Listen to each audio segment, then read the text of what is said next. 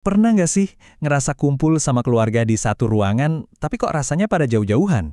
Karena semua sibuk sama layar masing-masing. Kalau iya, Anda nggak sendirian kok. Nah, hari ini kita bakal ngebahas soal ini nih, soal serbuan digital di kehidupan keluarga kita. Coba deh kita renungkan sejenak. Kalimat dari artikel para puan ini kayaknya kena banget ya. Laptop buat kerjaan yang seolah nggak ada habisnya. HP buat scroll media sosial. Terus tablet yang jadi penjaga anak biar anteng. Layar itu, ya ampun, ada di mana-mana. Bener-bener ngepung kita. Nah, ini pertanyaan yang paling penting. Kita tuh beneran hadir nggak sih buat satu sama lain?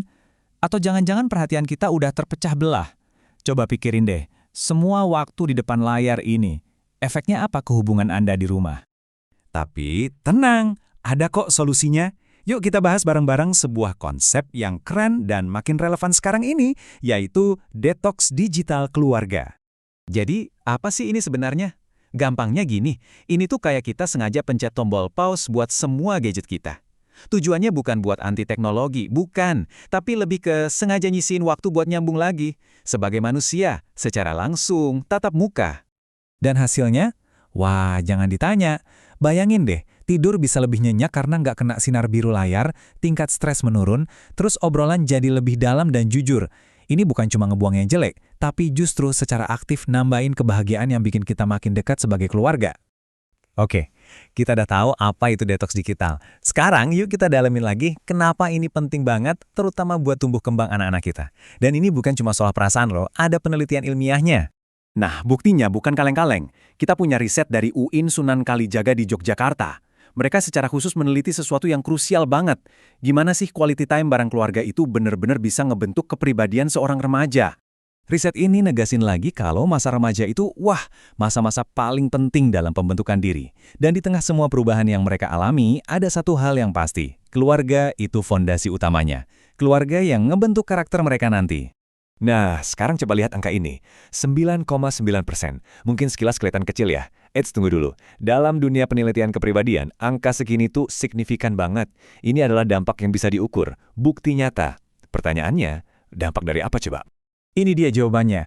Angka 9,9% itu adalah besarnya pengaruh yang bisa dijelasin karena langsung dari quality time dan cara kita ngasuh anak di keluarga. Dengan kata lain, waktu yang kita investasikan bareng mereka itu punya dampak nyata dan terukur pada jadi seperti apa mereka nantinya.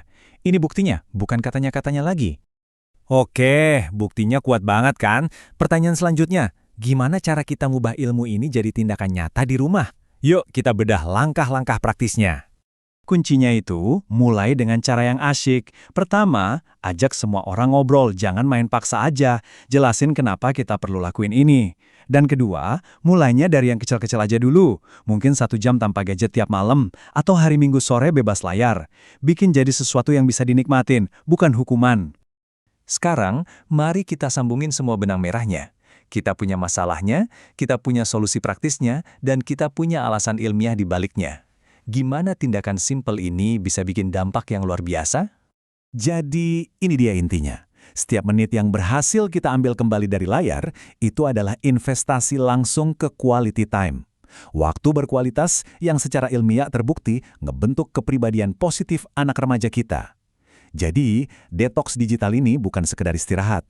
Ini adalah cara kita secara aktif membangun masa depan mereka. Satu koneksi pada satu waktu.